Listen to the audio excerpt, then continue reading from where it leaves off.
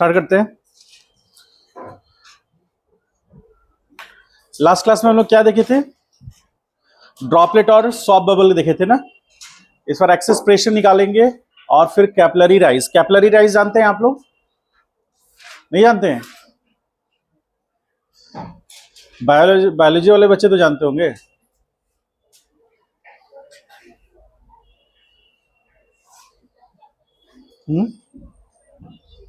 Capillary rise नहीं पढ़ना है आप लोगों को? हाँ? जैसे कैपिलरी राइज में क्या होता है कि पानी जो है वो सारे लीव्स तक या फिर जो उसके साइड में सारा बॉडी होता है, मतलब कि तना वगैरह जो भी होता है सब कुछ, वहां तक पानी कैसे पहुंचता है? हाँ, बोलो। हाँ हाँ, जैसे किसी पौधे में या पेड़ में सब जगह पर पानी कैसे पहुंचता है? हाँ, साइलम से। वो तो मीडियम हो गया ना। अब फिनोमेना कैसे पहुंचता है? कैपिलरी राइज, खास करके केला का जो पौधा होता है या पेड़ होता है उसमें पानी कैसे ऊपर जाता है? ग्रेविटेशनल फोर्स तो नीचे लगेगा पानी पर, ऊपर कैसे जाएगा? वहां तो मोटर भी नहीं है।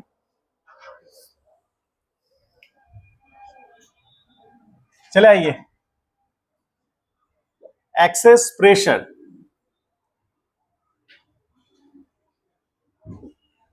Inside of droplet. हेडिंग दीजिए।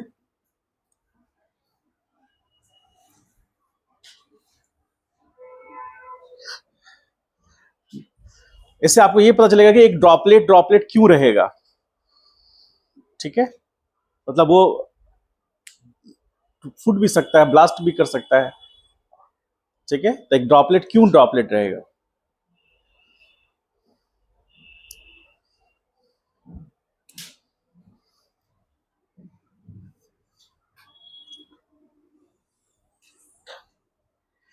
मान लीजिए कि स्फेरिकल ड्रॉपलेट है, स्फेरिकल ड्रॉपलेट। ठीक है, सेंटर पॉइंट रेडियस उसका आर है, सेंटर पॉइंट ओ है। इस तरह से यदि हम एक ऐसा लेंथ ले लें इस तरह से,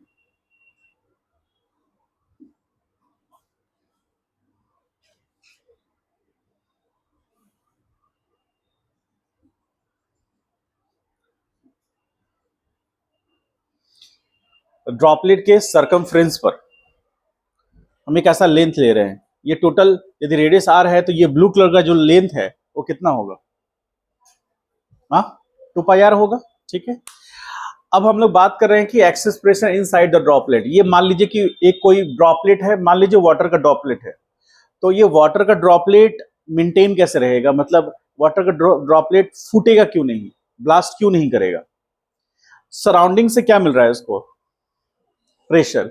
इसके अंदर में उस सराउंडिंग की प्रेशर के अगेंस्ट में प्रेशर होगा और इसका प्रेशर ज्यादा होगा सराउंडिंग से।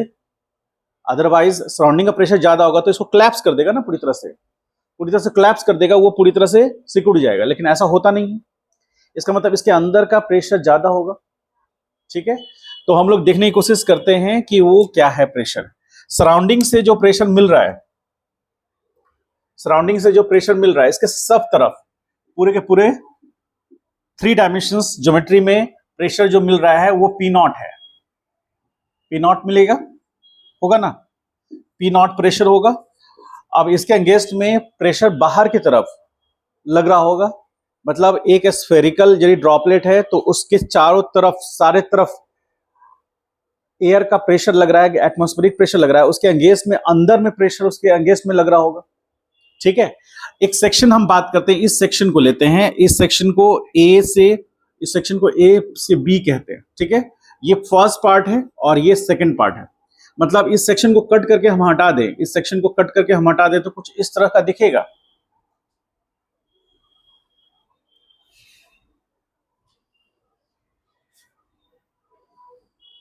ज्योमेट्री कुछ इस तरह का दिखेगा। ठीक है, तो अब हम क्या कर रहे हैं कि इसको कट करके यहां से निकाल दिया है, अब हम यहां से इसको देख रहे हैं, यहां से ऐसे हम देख रहे हैं। तो सिचुएशन क्या है समझिए, ये जो एरिया होगा यदि उसका रेडियस है r, तो ये रेडियस कितना होगा, पाई आर स्क्वायर होगा, और ये जो फर्स्ट पार्ट है वो सेकेंड पार्ट पर फोर्स लगाएगा।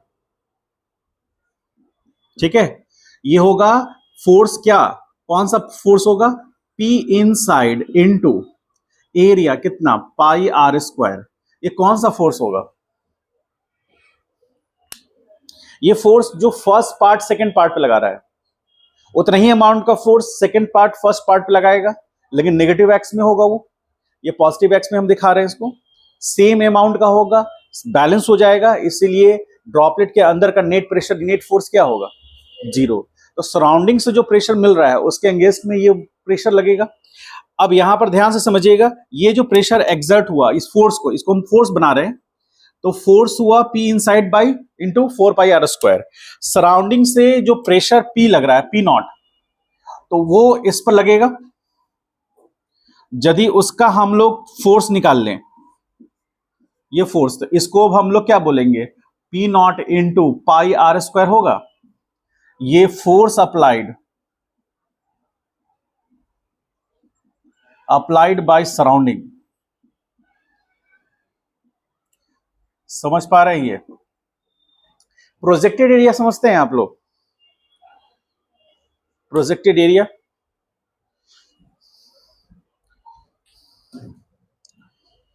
मान लीजिए कि ये हमारा एक ब्लॉक है जिसका कि फ्रंट में आप जो देख पा रहे हैं कैसा शेप नजर आ रहा है, रेक्टेंगल नजर आ रहा है, तो ये इसका लेंथ है और इसका विड्थ है, तो ये एरिया कितना हुआ, L into B, length L है और विड्थ B है, तो L इंटू बी हुआ। अब यदि ये आपके सामने ऐसे हो जाए, मतलब वर्टिकल से हमने इसको एंगल थीटा टर्न करा दिया, तो आपको टोटल एरिया दिख रहा है क्या, नहीं दिख रहा, तो अब जो एरिया दिख रहा है दैट इज प्रोजेक्टेड एरिया। नहीं समझे, जैसे इसको ऐसे समझिए, साइड से बना रहे हैं, समझिएगा, ये एरिया L हो गया और ये B हो गया, तो ये एरिया हो गया L इंटू बी। ठीक है, अब इस एरिया को हमने इधर टर्न करा दिया, ठीक है, ऐसे टर्न कर गया वर्टिकल से, तो वर्टिकल से कितना है, थीटा एंगल टर्न किया, तो थीटा एंगल टर्न करने से अब इसका लेंथ कितना हो गया, बोलिए, ये थीटा एंगल टर्न कर गया वर्टिकल से, तो थीटा एंगल टर्न करने से ये लेंथ कितना होगा, ये लेंथ, ये L साइन थीटा होगा क्या,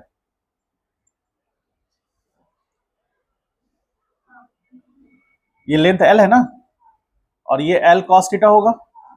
तो अब यदि आप यहां से देख रहे हैं,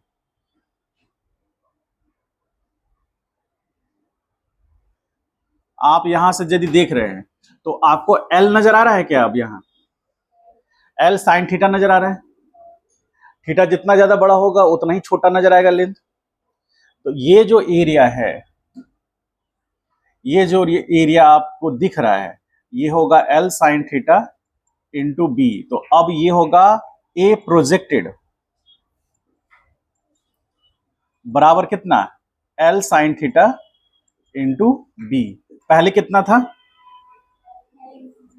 तो L इंटू बी था, अब कितना हो गया, L sine theta into B. तो एरिया बढ़ा या घटा, बढ़ा, कौन बोल रहा है बढ़ा, थीटा का वैल्यू यदि 0 डिग्री है, उससे ज्यादा मान लीजिए कि 30 डिग्री हो जाता है, तो साइन का वैल्यू बढ़ रहा है कि घट रहा है,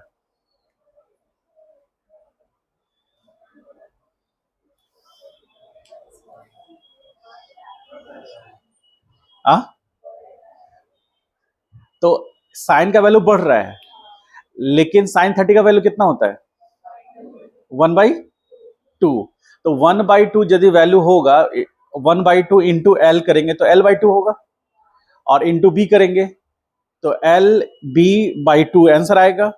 और पहले कितना था, LB, और एक है LB/2, दोनों में ज्यादा कौन है, तो एरिया घटा, तो प्रोजेक्टेड एरिया घटा, समझ गए, क्योंकि लेंथ घट गया। विड्थ तो आपको उतना नजर आएगा ही, आप इसको ऐसे टर्न करेंगे तो विड्थ में तो कोई चेंजेस नजर नहीं आ रहा है, जो भी चेंजेस आ रहा है किसमें, इसके हाइट में आ रहा है। समझ गए, ये इंजीनियरिंग में पढ़ना होता है, आपको बताए भी थे। प्रोजेक्टेड एरिया, यहां पर प्रोजेक्टेड एरिया क्यों ले रहे हैं, क्योंकि अब आप यहां से यदि प्रेशर एक्सर्ट करेगा एटमॉस्फेयर, तो आप सरफेस एरिया ले लेंगे, सरफेस एरिया नहीं काउंट होगा। हाँ, जब भी काउंट होगा प्रोजेक्टेड एरिया काउंट होगा। समझ गए, आप इधर से जो एटमॉस्फेयर प्रेशर लगाएगा वो तो इस तरह से कर्व सेक्शन है, तो आप उसका पूरा का पूरा सरफेस एरिया लेंगे, 4πr² 2 कर देंगे, तो 4r² 2 πr² लेना है, क्योंकि प्रोजेक्टेड एरिया लेना है।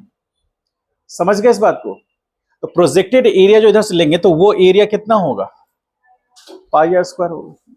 ठीक है, अब एक और फोर्स होगा, उस फोर्स के बारे में हम लोग डिस्कशन करते हैं। जो ये part, first part second part, इसको कट कर दिए तो फर्स्ट पार्ट सेकंड पार्ट को अपनी ओर खींच रहा होगा ना, खींच रहा होगा कि नहीं होगा, और ये सारे पोर्शंस पे लगेगा, लगेगा। और वो कौन सा फोर्स होगा, कोई बता सकते हैं आप लोग में से, बताइए।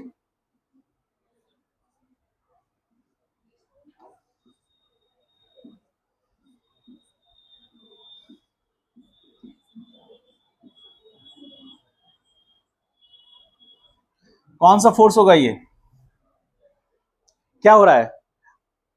आपने क्रिकेट का बॉल देखा है, उसमें क्या होता है, एकदम एग्जैक्टली टू पीस बॉल बोलते हैं, 4 पीस बॉल भी बोलते हैं। 2 पीस बॉल में क्या हो रहा है कि उसके एग्जैक्टली डायमीटर में 2 इंड को जोड़ा गया है, उसमें से एक को निकाल दीजिए, निकालिए, तो ये निकलेगा, जब तो निकलेगा तो हम इसको स्टडी कर रहे हैं। तो इस ये सेकंड वाले सेक्शन, यानी सेकंड वाले सेक्शन पर फर्स्ट वाले ने जो फोर्स लगाया उसको सेकंड वाले में स्टडी करेंगे ना। हम क्या लेते हैं, सिस्टम किसको ले रहे हैं, सेकंड वाले को। तो सिस्टम पे लगने वाले फोर्सेस जो वन ने लगाया किस डायरेक्शन में, अपनी तरफ, यानी नेगेटिव एक्स में, वो फोर्स कौन सा होगा। फ्लूइड पार्टिकल्स, ये बेसिकली क्या है, ड्रॉपलेट है ना, तो फ्लूइड पार्टिकल्स अपनी तरफ अट्रैक्ट करेगा ना दूसरे पार्टिकल को, और पर यूनिट लेंथ पे लगने वाला फोर्स क्या होगा, सरफेस टेंशन होगा ना। तो सरकमफ्रेंस पे जो लेंथ है वो कितना है, 2πr, वो 2πr लेंथ को अपनी ओर अट्रैक्ट करना चाहेगा फर्स्ट, सेकंड के उस लेंथ को अपनी ओर अट्रैक्ट करना चाहेगा फर्स्ट। तो यहां पर सरफेस टेंशन डेवलप करेगा, ts इंटू 2πr होगा क्या, ऐसा इन सब का समेशन होगा ऐसा। हम पर्टिकुलर एक फोर्स नहीं कर रहे हैं, ये पूरा का सरकमफ्रेंस पे लग रहा है ना, तो लेंथ पे लगा ना, surface tension into length force होगा, क्योंकि फोर्स बराबर क्या होगा, surface tension into length. Surface tension बराबर क्या होता है, फोर्स पर यूनिट लेंथ। तो यहां पर सरफेस ये लेंथ कितना है, 2πr, यहां पर πr² नहीं कीजिएगा क्योंकि एरिया है, हमको सरफेस टेंशन इनटू लेंथ करना है, तब फोर्स मिलेगा। तो ये इन सारे फोर्सेस का समेशन हो गया। अब हमको देखना है कि यदि ये ड्रॉपलेट स्टेबल है, ड्रॉपलेट इक्विलिब्रियम में है, तो सारे फोर्सेस का समेशन क्या होगा, 0 होगा, यानी कि ड्रॉपलेट इक्विलिब्रियम में कब रहेगा। तो यहां हम लिख सकते हैं, since the droplet is in equilibrium, droplet किस में है, इक्विलिब्रियम, तो summation of all forces acting x axis में, देख रहे हैं एक्स एक्सिस में, वो क्या होना चाहिए, 0 होना चाहिए। इसका मतलब ध्यान से देखिए, जो नेगेटिव एक्स में लग रहा है वो बराबर किसके होना चाहिए, पॉजिटिव एक्स में। तो पॉजिटिव एक्स में लगने वाला फोर्स क्या अनुसार है, P inside into πr² is equal to, अब ये जितने भी फोर्सेस नेगेटिव एक्स में लग रहे हैं वो कितना है, ts इंटू 2πr प्लस, यहां लिख सकते हैं P0 इंटू πr², ऐसा लिख सकते हैं।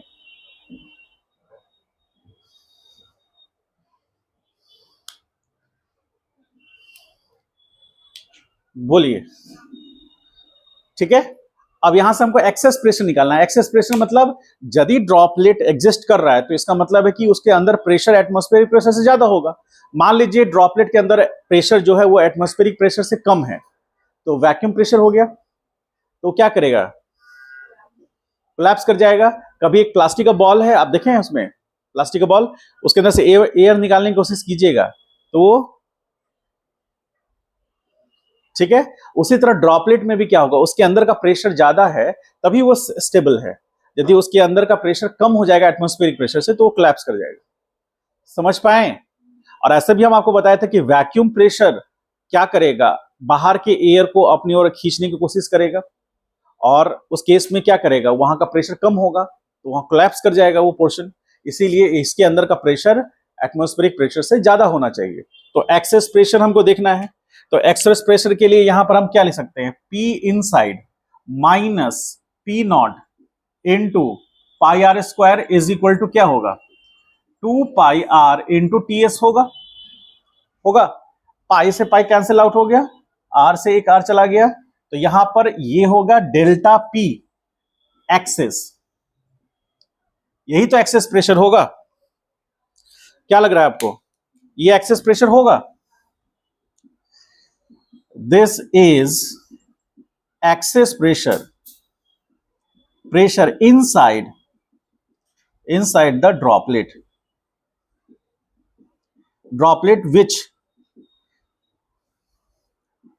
which stabilize the droplet। समझ पाए? और ये ड्रॉपलेट बराबर क्या हो जाएगा, 2 इंटू टी एस और कुछ बाई आर। यानी एक्सेस प्रेशर किन किन चीजों पर डिपेंड कर रहा है, दो चीजों पर। सरफेस टेंशन यदि ड्रॉपलेट का ज्यादा होगा तो उसके अंदर एक्सेस प्रेशर ज्यादा होगा, और रेडियस उसका यदि छोटा होगा तो एक्सेस प्रेशर ज्यादा होगा। रेडियस यदि बढ़ा देंगे तो उसे कोलैप्स होने की पॉसिबिलिटी बढ़ जाएगी। इसीलिए देखेंगे आप, सॉफ्ट बबल बड़ा होता है अचानक ब्लास्ट कर जाता है, क्योंकि सरफेस एरिया बढ़ रहा है, उसका रेडियस बढ़ रहा है, रेडियस बढ़ने से बढ़ते बढ़ते अचानक वो ब्लास्ट कर जाएगा। छोटा रहेगा तो वो स्टेबल रहेगा। अभी हम लोग ड्रॉपलेट में भी ये रिलेशन आएगा, ये सॉरी बबल में भी आएगा, ये ड्रॉपलेट के लिए था। इसको राइट डाउन कर लीजिए, क्वेश्चंस कर पाएंगे हम लोग। पॉइंट्स कुछ लिखाएंगे, उसको लिख लीजिएगा।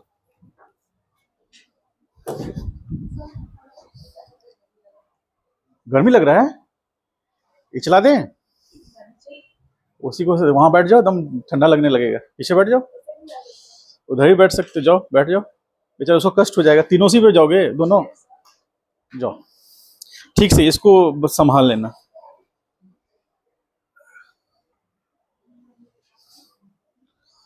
Access pressure inside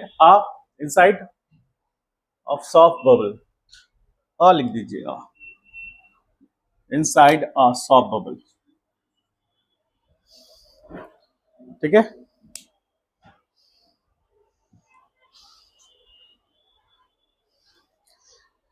soft bubble में क्या खासियत है, वो ड्रॉपलेट से अलग कैसे है, हॉलो होगा। तो हॉलो होगा तो इसमें थोड़े चेंजेस आएंगे। क्या चेंजेस आएंगे देखेंगे हम लोग। जैसे मान लीजिए कि हमने स्फेरिकल शेप का हमने ड्रॉपलेट लिया था, तो स्फेरिकल शेप ही होगा उसका भी, बट डिफरेंस क्या है कि उसके अंदर एक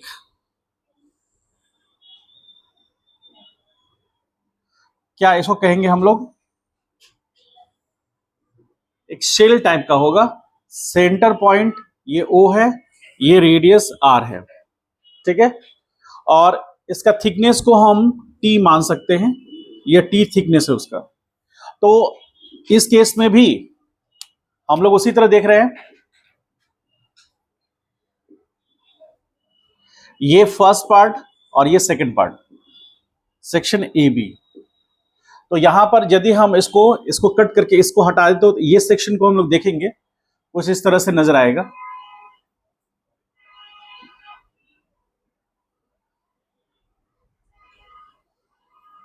कुछ इस तरह से नजर आएगा, और इसमें एक खासियत होगी कि यहां पर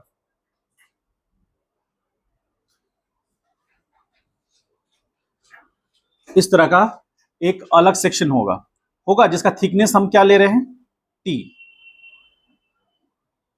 ये थिकनेस कितना है, T है। सेंटर पॉइंट हो गया, और ये रेडियस कितना होगा, R। अब यहां से जो एक्सेस प्रेशर इसको मिलेगा वो P inside pi R square मिलेगा, और इधर से जो एटमॉस्फेरिक प्रेशर मिलेगा जो फोर्स में कन्वर्ट होगा एरिया से मल्टीप्लाई करने के बाद, वो P not pi R square होगा। ठीक है, एटमॉस्फेरिक प्रेशर। साथ ही साथ अब यहां पर सरफेस टेंशन जो मिलेगा वो दो रीजन से मिलेगा, एक तो इनर लेयर से और एक मिलेगा आउटर लेयर से। तो जैसे ये ब्लैक हम इसको ड्रॉ कर दें तो ये आउटर लेयर से आ रहा है, और जो ब्लैक वाला हम ड्रॉ कर रहे हैं वो इनर लेयर से आ रहा है। तो यहां पर सरफेस टेंशन एक तो होगा TS into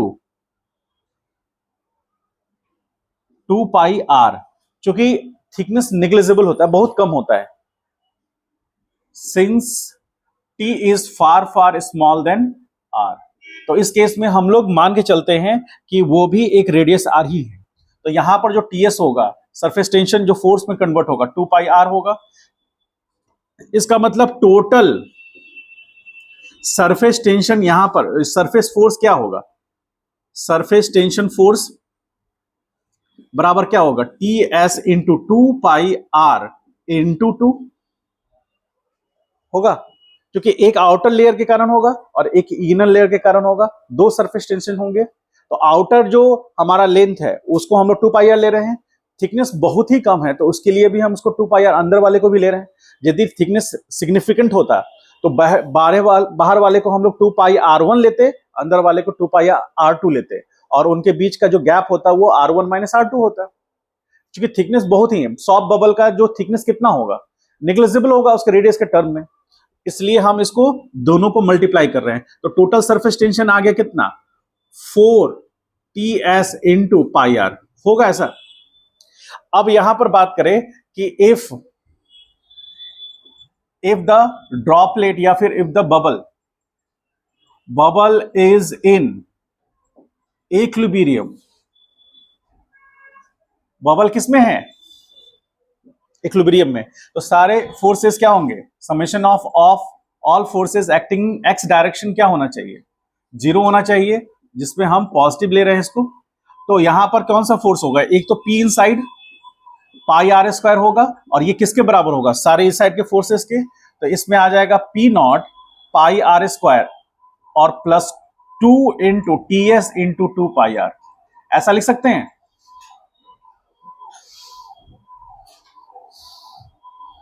surface tension force बढ़ जाएगा इसमें, समझ पा रहे हैं, surface tension per unit length होता है, यहां 2 लेयर है, तो यहां पर अब इसके टर्म के लिए इसको इधर लाएंगे तो P inside minus P not is equal to pi R square होगा, ऐसा इज इक्वल टू यहां पर 4 TS इंटू पाई आर, ऐसा लिख सकते हैं। पाई से पाई कैंसिल आउट होगा, आर स्क्वायर से आर होगा, 4 TS बचेगा, और ये डेल्टा P एक्सेस कहलाएगा, इज इक्वल टू कितना, 4 TS बाई आर होगा। ये एक्सेस प्रेशर है ड्रॉपलेट के केस में, सॉरी हाँ बबल के केस में, और this is excess pressure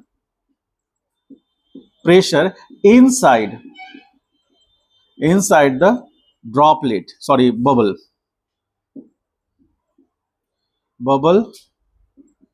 to maintain its structure. और यदि एक्सेस प्रेशर घट रहा है तो एक्सेस प्रेशर किस किस रीजन से घटेगा, एक तो सरफेस टेंशन घटने से, और एक यदि उसका स्फीयर का जो हमारा ड्रॉपलेट है उसका रेडियस बढ़ेगा तो उस कारण से भी घटेगा, और उस केस में वो कोलैप्स कर जाएगा। क्यों, क्योंकि जैसे जैसे रेडियस बढ़ेगा अंदर का प्रेशर कम होगा, सराउंडिंग का प्रेशर ज्यादा होगा, उसको कोलैप्स कर देगा। एक जो हम लोग इसको एयर वेसल होता है, एयर वेसल जो कि ट्रेन में हम लोग कैरी ओवर करते हैं, जहां पर एलपीजी गैस जाता है, जैसे एलपीजी गैस को हमको एक जगह से, एक स्टेट से दूसरे स्टेट लाना है, तो उसमें कोचेज में उसमें हम वेसल बनाते हैं और वो वेसल ट्रांसफर होता है। यदि उस वेसल में प्रेशर जो है अंदर का प्रेशर ज्यादा होता है बाहर के रिस्पेक्ट में, इसीलिए उसमें कैप यूज करते हैं, लॉक करते हैं उसको। आप देखें एलपीजी सिलेंडर घर में यूज करने वाला, अंदर का प्रेशर बहुत ज्यादा है बाहर के रिस्पेक्ट में, तो वहां पर जो रेगुलेटर होता है उसका नोब हम टर्न करते हैं तो अंदर एक पॉइंट है ना, वो पिन वो अंदर जाता है, जो कि उसके वहां पर जो पिन है उसको वो प्रेस करता है। कभी देखें ऐसा कि मैगी बनाए निकल लिए? हमको क्या मतलब है इससे, मैगी बनाए निकल लिए, ऐसा है क्या? ब्रेड सेके निकल लिए? कभी रेगुलेटर बंद करते हैं कि नहीं? तो रेगुलेटर जैसे कि हम उसको ऑफ कर दिए फिर ऑन किए, तो ऑफ किए तो उसके वो रेगुलेटर का हेड और जो सिलेंडर है, सिलेंडर के हेड के साथ मैच होता है, मिक्स करता है, तो वहां पर ना पॉइंट्स मैच करता है, तभी जाकर के वो उसमें मैच करेगा। और ऐसे घुमाएगा घूमेगा, निकालेंगे तो नहीं निकलेगा, ऑफ करके निकालेगा तब निकलेगा। पहले हम यही काम करते थे, ठीक है। कोई भी काम करते रहिए, घर वालों को लगता है ये फालतू है, सिलेंडर खत्म हो गया है लगाओ, तो लगाते थे, तो सीख गए। तो उसमें क्या होता है, उसके अंदर स्लॉट बना होता है, अब बहुत इंटरेस्टिंग स्लॉट होता है, इस तरह से लॉकिंग सिस्टम होता है उसमें। मतलब सिलेंडर का जो हेड होता है, ये सिलेंडर है तो उसका हेड जो यहां पर है, इस हेड में ऐसा कर्व बना होता है, ऐसा कर्व बना होता है, और ऊपर से रेगुलेटर उसमें आकर के लॉक हो जाता है ऐसे, समझ गए? उस तरह से उसका कटिंग ऑपरेशन करके उसको बनाया जाता है, और सिलेंडर उसमें उसका जो रेगुलेटर उसमें जाके लॉक होता है। अब उसके बाद नो को घुमा देते हैं तो उसको पूरी तरह से कैप्चर कर लेता है, अंदर में बॉल बेयरिंग होता है वो, देखे हैं? आज ही मौका है, घर तो आपका है ही, सिलेंडर होगा ही, रेगुलेटर से काम, रेगुलेटर को खोल के देखिएगा। आग नहीं लगाना उसमें, हम कहाँ आग की बात ही नहीं कर रहे हैं, अभी तो हम उसका अरेंजमेंट समझने की बात कर रहे हैं। बहुत इंटरेस्टिंग अरेंजमेंट है सर, यही कर रहे थे तो सिलेंडर ब्लास्ट करिए। क्या कहानी सुना रहे हो उसको? कौन किसको कहानी सुना रहा है? सुन लीजिए मेरी बात को ध्यान से, कुछ इंपॉर्टेंट इंटरेस्टिंग चीज मिलेगा आपको उसमें।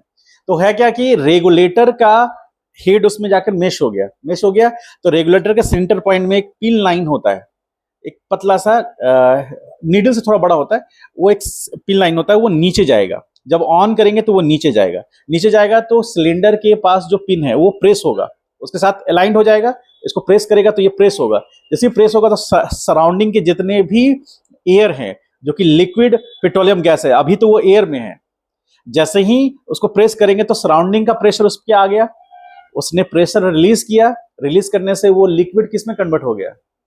गैस में। इसलिए उसको एलपीजी बोलते हैं, लिक्विड पेट्रोलियम गैस, जो कि लिक्विड में है क्योंकि कंप्रेस्ड है। जैसे ही सराउंडिंग के साथ उसको प्रेशर उसका मिला, सराउंडिंग के साथ कनेक्ट होगा, उसका प्रेशर रिलीज होगा, क्योंकि अंदर में प्रेशर बहुत ज्यादा है, तो वो किस में कन्वर्ट हो जाएगा? लिक्विड से गैस में। और वो ऐसा प्रेस हुआ, साइड में एरिया बना, उससे वो गैस निकल करके रेगुलेटर से पाइप होता हुआ फिर आपके जो बर्नल है, बर्नल में अलग अलग होल बना हुआ है ना, सबसे थोड़ा थोड़ा निकलेगा, वो सबसे थोड़ा थोड़ा निकलेगा। और जब आप उसको ये क्या यूज करते हैं, वो लाइटर, उसको फ्लिक करते हैं तो जस्ट इग्नाइट करता है, उतने में वो सारा फ्लेम पकड़ लेता है, समझ गए? इस तरह से वो सिस्टम काम करता है, धीरे धीरे उसमें से निकलता है, आप यूज करते हैं, वहां से रेगुलेटर, वहां भी रेगुलेटर, वहां से भी आप रेगुलेट करते हैं उसको। यदि आपको ज्यादा फ्यूल की जरूरत है, ज्यादा गैस की जरूरत है, आप उसको फुल कर दिए तो पूरा का पूरा उसमें गैस ज्यादा जा रहा है, समझ गए? तो यहां रेगुलेटर का काम कम ज्यादा करना नहीं है, वहां के रेगुलेटर का कम कर ज्यादा है, क्योंकि वो पाइप से जो भी गैस जा रहा है वो यदि ज्यादा जाना चाहता है, आप तो उसके थ्रोटल को ओपन कर दीजिएगा। वो रेगुलेटर आप सीधा कर रहे हैं तो उसके थ्रोटल को पूरा ओपन कर दिए, मतलब ज्यादा गैस की जरूरत है, आपने कम कर दिया मतलब थ्रोटल लॉक करेगा उसको, तो कम गैस निकलेगा। इस तरह की सिस्टम है, समझ गए? पता ही नहीं था, चाय बना के निकल गए थे हम तो। जाके देखिएगा, ऐसा है। कभी कभी सिलेंडर ब्लास्ट कब करता है?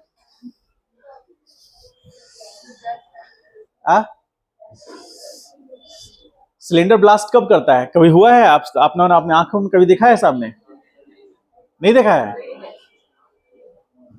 देखिए, सिलेंडर का वो जो पिन है ना, वो पिन को दबाइए, ठीक है, रेगुलेटर हटाइए, सबसे कोई काम नहीं, पिन को दबाइए, सारा गैस निकलेगा, रूम पूरा गैस भर जाएगा। उसमें स्पेशली मीथेन गैस डाला जाता है ताकि आपको महसूस हो, आपको उसका स्मेल महसूस हो, नहीं तो फिर ओरिजिनल जो एलपीजी है ना, वो आपको महक ही नहीं देगा, तो वो महक दे तो आपको लगे कि हाँ कुछ है यहाँ, ठीक है। उसके बाद ठीक है। और यदि आपका सपना सिलेंडर में ही आग लगाने का है तो उसके वल को दबाइए और उसके पास आग लगा दीजिए। वो जैसे जैसे क्या आग लेके आप तो गैस को में पकड़ेगा, जैसे जैसे जहां जहां गैस होगा वो आग वहां वहां प्रोपेगेट कर जाएगा और सिलेंडर के अंदर गैस में अंदर में आग पकड़ लेगा। तब आप क्या करेंगे?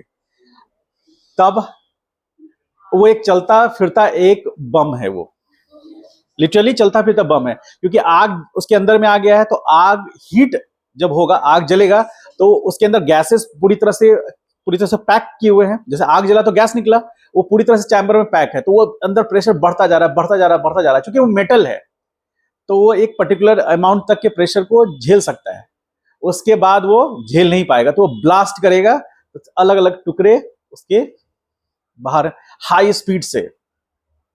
तो वो एक चलता था बम है। अब आपको यदि उसको रोकना है, उसके अंदर में जो आग है उसको बुझाना है, तो सराउंडिंग से उसका कनेक्टिविटी बंद कर दीजिए।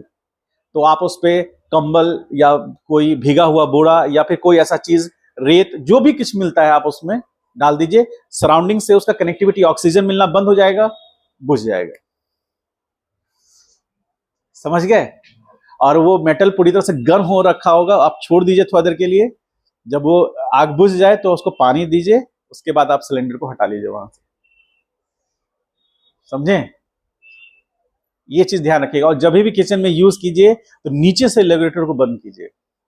बहुत लोग क्या करते हैं ना कि जहां पर उसका स्टोव होता है वहीं से बंद करके नीचे वाला छोड़ देते हैं, तो पाइप में आपकी गैस है, यदि पाइप में हल्का सा भी लीकेज है तो वो गैस पूरा किचन में फैल जाएगा। और जो नया आदमी है, आपने काम करके आप तो चले गए, कोई नया कोई दूसरा कोई आया, समझ गए? ये सब वो सास बहू का सीरियल होता है ना, उसमें दिखाता है। करिए।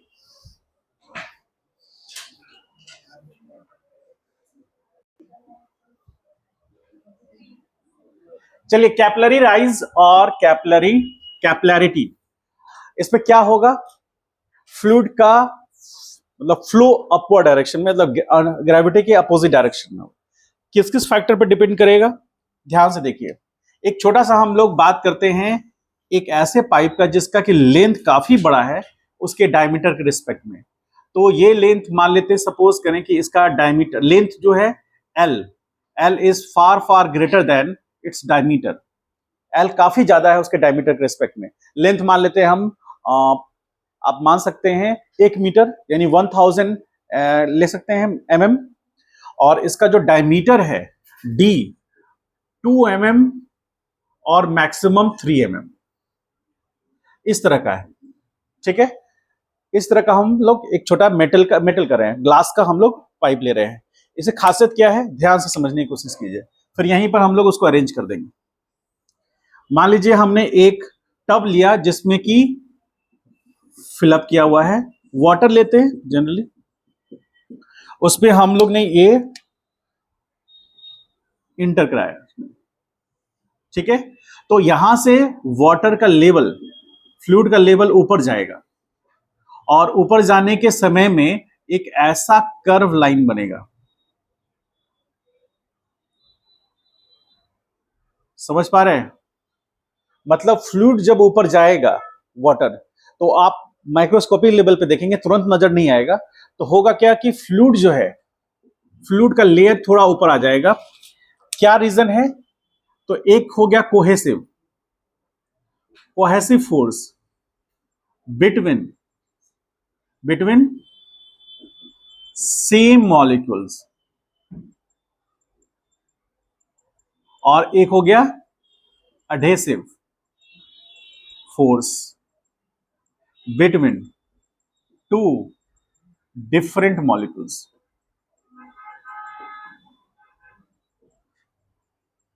ठीक है? यहां 2-3 चीजों को समझना है। इसको थोड़ा हम एक बड़े शेप में यहां बनाते हैं, सेम वही चीज को। तो इस तरह से जो राइज हुआ है, तो यहां पर इस पॉइंट पर एक टेंजेंट हम ड्रॉ करें,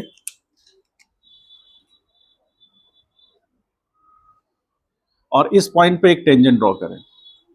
कर सकते हैं सर? सबसे पहले बात कि यहां पर जो फ्लूइड है वो यहां पर सेक्शन में ऐसा कर्व क्यों बना?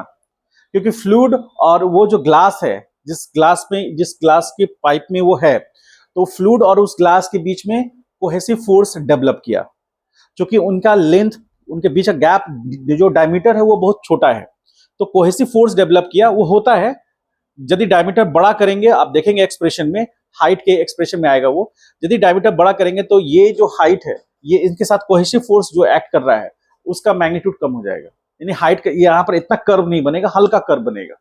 और यदि इनके डायमीटर को छोटा कर देंगे तो ज्यादा बड़ा बनेगा, क्योंकि नजदीक नजदीक रहेंगे मॉलिक्यूल तो कोहेसिव फोर्स डोमिनेट करेगा, और यदि इनके बीच का गैप बढ़ा देंगे तो कोहेसिव फोर्स डोमिनेट नहीं करेगा, उस केस में एडहेसिव फोर्स डोमिनेट नहीं करेगा, और उस केस में कोहेसिव फोर्स डोमिनेट कर जाएगा। यदि इनके बीच का गैप कम है, यानी कि पाइप का डायमीटर कम है, तो एडहेसिव फोर्स डोमिनेट करेगा, मतलब वाटर के पार्टिकल और उस ग्लास के पार्टिकल के बीच में फोर्स डेवलप कर जाएगा, सो दैट कि ये यहाँ के जो पार्टिकल हैं वो ऊपर शिफ्ट हो जाएंगे, यहां पर पार्टिकल ऊपर शिफ्ट हो जाएगा। यदि फोर्स ना होता, यानी कोहेसिव फोर्स ना होता, तो वाटर का लेवल ये होता, लेकिन इस साइड से वाटर का लेवल ऊपर राइज हुआ, इसलिए क्योंकि यहां पर कोहेसिव फोर्स ज्यादा हो गया, सॉरी एडहेसिव फोर्स बिटवीन कौन सा, glass particle and fluid particle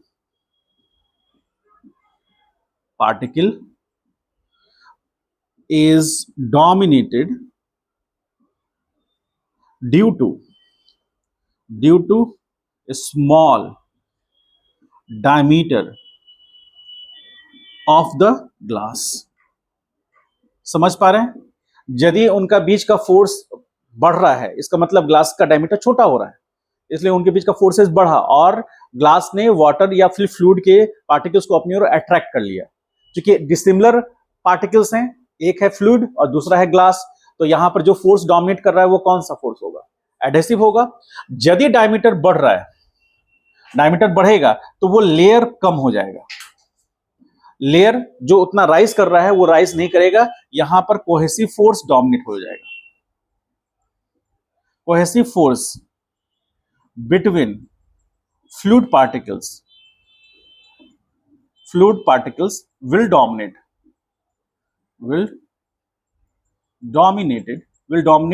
due to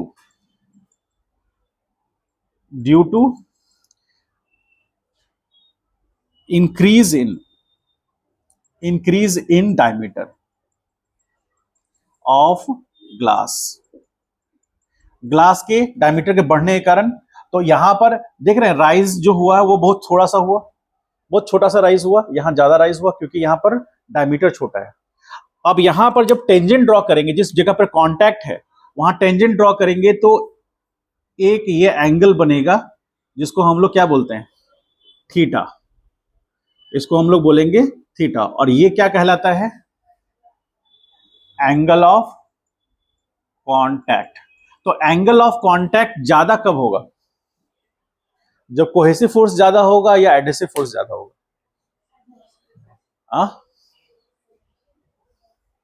cohesive force ज्यादा होगा, तब ना वो और टर्न करेगा ऐसे, देखिए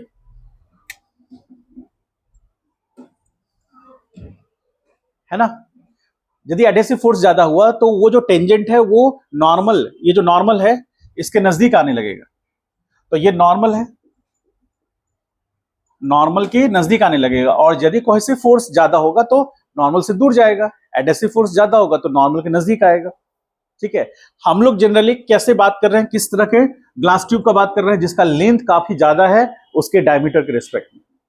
ठीक है, हम लोग ऐसे ग्लास ट्यूब की बात करें जहां हमें सरफेस टेंशन दिखेगा अच्छे तरीके से, जहां पर हम ये कह सकते हैं कि यहां कैपिलरी राइज हो रहा है।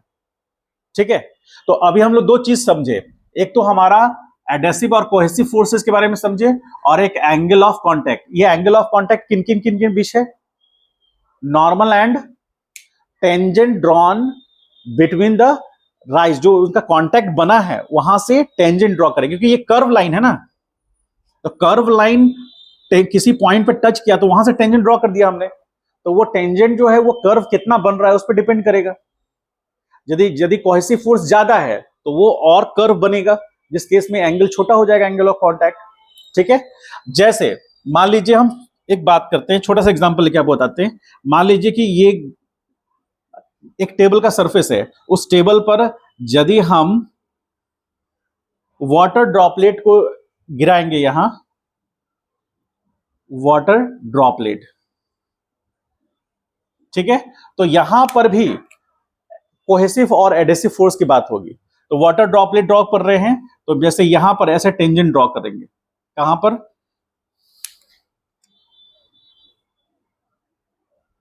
तो यहां टेंजेंट ड्रॉ करेंगे तो इस तरह से एक टेंजेंट बना, यहां टेंजेंट ड्रॉ करेंगे तो ये टेंजेंट बना। अब ये जो एंगल हुआ ये थीटा, यही एंगल ऑफ कांटेक्ट होगा। लेकिन यदि हम मरकरी यूज कर रहे हैं तो मरकरी का सिचुएशन कुछ इस तरह से होगा, एच जी। तो मरकरी क्या करता है, मरकरी के अंदर कोहेसिव फोर्सेस ज्यादा होंगे, वो जल्दी वेट नहीं होगा, भीगेगा नहीं। जैसे आप देखेंगे कि पत्ता पर जो ओस का बूंद गिरा तो वो एक स्फेरिकल या फिर कह लीजिए कि वो पत्ते से अलग होता है, क्योंकि वहां पर जो ड्रॉपलेट है उसका पार्टिकल्स के बीच में कोहेसिव फोर्स ज्यादा होता है as compare to leaf. Leaf उसके लिए क्या हो गया, अलग पार्टिकल हो गया, तो वो ड्रॉपलेट अपने पार्टिकल में ही कंबाइन कर लेता है, सरफेस एरिया को मिनिमाइज कर लेता है, जिससे कि वो लीफ पर एक बूंद की तरह दिखता है। तो वो हमको दिखेगा किसमें, एच जी में। तो एच जी में क्या हमको दिख रहा है, ध्यान से देखिए, इसमें एंगल ऑफ कांटेक्ट देखिए, ये यहां पर थीटा बन रहा है, और यहां पर एंगल ऑफ कांटेक्ट देखेंगे तो ये बनेगा, तो ये एंगल थीटा। तो यहां theta is greater than 90 degree और यहां theta is less than 90 degree. यहां पर एक्यूट एंगल है और यहां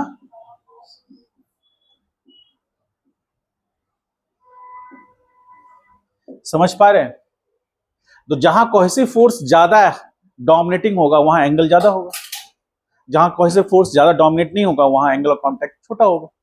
तो वाटर के ड्रॉपलेट के केस में कोहेसिव फोर्स कम है, सॉरी कोहेसिव फोर्स ज्यादा है, नहीं कोहेसिव एडेसिव उल्टा बोल दे रहे, एडेसिव फोर्स ज्यादा है कोहेसिव फोर्स कम है, इसीलिए एंगल छोटा है। और इस केस में क्या हो रहा है, कोहेसिव फोर्स ज्यादा है, एडेसिव फोर्स कम है, इसलिए एंगल ऑफ कांटेक्ट बढ़ रहा है। ठीक है, तो angle of contact, cohesive force और एडेसिव फोर्स, ये दो इंपॉर्टेंट फोर्स हो गए। अब इसमें हम क्या करते हैं कि अब यहां पर इसको यहां समझिए 2 मिनट के लिए, फिर कैपिलराइज हम लोग देख लेंगे। यहां पर जो प्रेशर है उसको पी नॉट बोल सकते हैं, एटमॉस्फेरिक प्रेशर है। यहां भी प्रेशर उसको पी नॉट बोल सकते हैं हम लोग, यहां के प्रेशर को भी पी नॉट बोल सकते हैं। ठीक है, अब यहां पर फ्लूइड लेयर जो है यहां तक पहुंचा है, ये राइज कर जाता है, यही कैपिलरी राइज है। अब इस पे हम लोग 2-3 चीजें निकालेंगे। उसके लिए हमको क्या करना पड़ेगा, उसके लिए हमको फोर्सेस को बैलेंस करना पड़ेगा। क्या इसके अंदर का जो फ्लूइड है, ध्यान से आप लोग देखिएगा, 2 मिनट, हम एक फॉर्मूला डिराइव कर रहे हैं, जो फॉर्मूला पर क्वेश्चंस आते हैं। ये जो हमारे पास ये वॉल्यूम है, इस वॉल्यूम को हम कैसे डिफाइन कर सकते हैं? बोलिए। यहां जो भी फ्लूइड है उसके डेंसिटी को हम रो से डिनोट कर सकते हैं। ठीक है, अब ये जो हाइट है, यहां पर ध्यान से देखिए, यहां पर 2 मिनट के लिए यहां एक टेंजेंट ड्रॉ करेंगे, तो टेंजेंट ड्रॉ करेंगे तो यहां एंगल थीटा बनेगा, सिमिलर एंगल यहां भी बनेगा। ध्यान से देखने की कोशिश कीजिएगा, अदरवाइज समझ में नहीं आएगा जो हम बताना चाह रहे हैं। यदि उस तरह से नहीं समझेंगे तो टॉपिक उड़ जाएगा। ठीक है, ये आपको देखने में तो आपको ऐसा लग रहा है, लेकिन टॉप से देखेंगे तो एक सर्कल होगा। ठीक है, तो अब यहां पर क्या हो रहा है, फ्लूइड, यहां का फ्लूइड पार्टिकल के साथ कांटेक्ट में है, तो फ्लूइड पार्टिकल सरफेस टेंशन लगा रहा है, और चूंकि एक लेंथ भी है तो यहां से फोर्स निकाल सकते हैं हम लोग। तो फोर्स क्या निकालेंगे, ध्यान से देखिए, यहां पर यदि हम लिखना चाहेंगे T S into pi R, यदि ये लेंथ को हम क्या मान, इसको हम रेडियस को क्या मान रहे हैं, आर, तो इसके रेडियस को आर मान रहे हैं, तो ये ऐसा लिख सकते हैं क्या, और इस साइड भी लिखेंगे T S into pi R. देखिए ध्यान से, इस तरह से सर्कल है, तो हाफ सेक्शन को इधर वाले सरफेस टेंशन ने मैनेज किया और उसके हाफ सेक्शन को इधर वाले सरफेस टेंशन ने मैनेज किया, सो दैट कि पूरा पूरा एक सर्कल हुआ। सर्कल है ना ऐसे, तो यहां से लेकर यहां तक के इधर सरफेस टेंशन लगा, यहां से यहां तक का इधर सरफेस टेंशन लगा, ठीक है।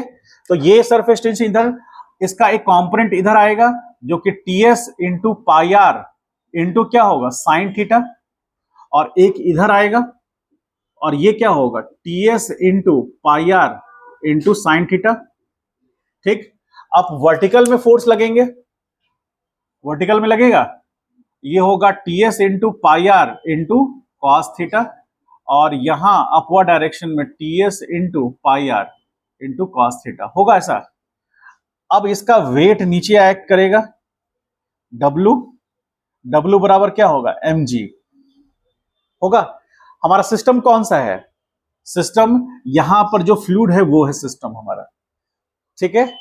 तो अपवर्ड डायरेक्शन में दो फोर्सेस इसको ऐड करने पे लगे, एक नीचे वेट है, तो क्या वो वेट बैलेंस हो जाएगा। If the fluid is in balance,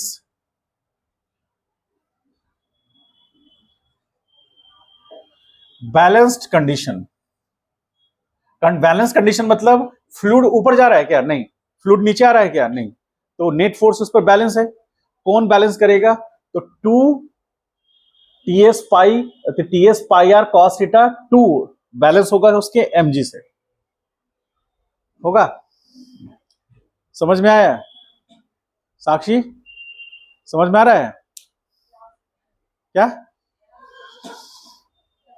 इसका तो सिर्फ खाने पीने का ही है। समझ पा रहे हैं आप लोग, थोड़ा फिजिक्स है, थोड़ा ध्यान से समझिएगा, स्टेप बाय स्टेप समझिएगा। आपको दिखाने के लिए इतना राइज किए हैं, जनरली इतना राइज होता नहीं क्योंकि बहुत वीक फोर्स है ये, ठीक है। तो एक पोर्शंस का टीएस जो इधर लगा उसका एक कंपोनेंट टीएस कॉस थीटा, और इधर वाले पोर्शन का भी एक बार टीएस कॉस थीटा, दोनों फोर्सेस उस वाटर का या फ्लूइड के जो कि एटमॉस्फेरिक प्रेशर से ऊपर राइज किया है उसको बैलेंस करेगा। और यहां पर वेट, अब डब्ल्यू, आप एम को कैसे लिख सकते हैं, देखिए ध्यान से, एम को लिखेंगे हम, एम को लिखेंगे कैसे, density of the fluid into G into pi R square और इंटू एच, लिख सकते हैं ऐसे। समझ में आ रहा है, कुछ लोगों को समझ में आ रहा है, कुछ लोग समझने की एक्टिंग कर रहे हैं, ठीक है। तो क्या यदि हम ऐसा लिख दें,